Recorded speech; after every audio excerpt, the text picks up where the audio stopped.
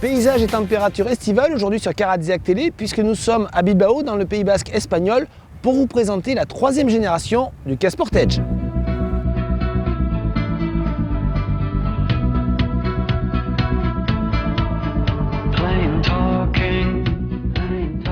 Troisième génération de Kia Sportage, tout simplement parce qu'il y en avait eu deux précédemment qui étaient passés presque inaperçus en France. Donc pour ce troisième opus, Kia a décidé de repartir vraiment de zéro.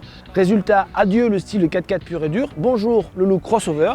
Voyez le résultat aujourd'hui, une face avant très affirmée, notamment au niveau de la calandre avec des feux effilés, une ceinture de caisse relativement haute, une surface vitrée réduite et un pare-brise assez incliné. Alors le nouveau Sportage mesure 4,44 m, c'est à peu près 10 cm de plus que la précédente génération, mais les principaux changements résident dans la diminution de la hauteur, comptez 6 cm de moins, mais également de la hauteur de caisse, moins de 3 cm, résultat un véhicule moins 4x4 et plus crossover.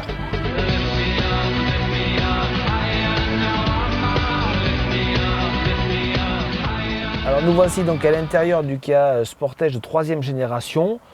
Un design plutôt agréable au niveau de la planche de bord avec une partie ventilation sur le bas. Vous avez là le GPS, que c'est une version haut de gamme. Instrumentation également au niveau des compteurs très clair, très simple. On reprochera toujours, bon c'était un progrès mais il y a toujours ce problème là, des matériaux et des plastiques un petit peu décevants au niveau planche de bord et sur la casquette au-dessus des compteurs. Comme vous pouvez le constater, pas de problème d'habitabilité à l'arrière du Sportage. Celui-ci veut séduire les familles grâce notamment aux places arrière mais également au coffre avec un volume de chargement qui oscille entre 560 litres et 1350 litres.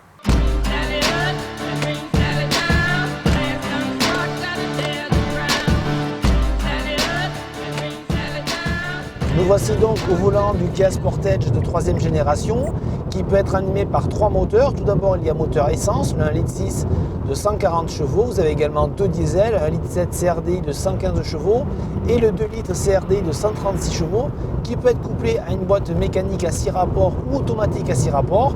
C'est ce mariage que nous avons essayé là aujourd'hui. Autant le dire tout de suite, nous n'avons pas été trop emballés par cette boîte automatique puisque celle-ci fait surconsommer ce Sportage, notamment en version 4 motrices, puisque nous avons enregistré une moyenne supérieure à 11 litres au 100, c'est vraiment trop pour nous.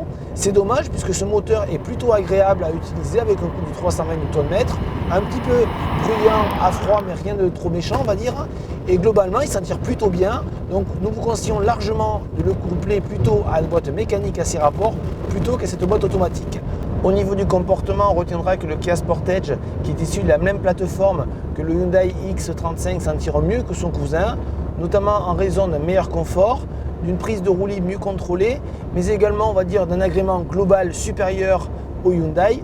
On reprochera quand même deux petits défauts. Tout d'abord, une direction qui manque de consistance, mais également un petit peu un manque, on va dire, d'agilité de ce Sportage qui est un petit peu pâteau, notamment en conduite dynamique sur des routes très sinueuses.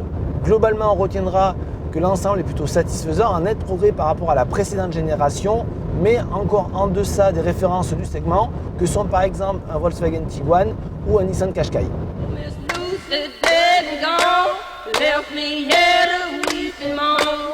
Incontestablement, la troisième génération de Kia Sportage a énormément progressé, que ce soit tout d'abord au niveau du look. Vous le voyez, un véhicule moderne, dynamique, vraiment réussi selon nous, qui rompt avec les précédentes générations.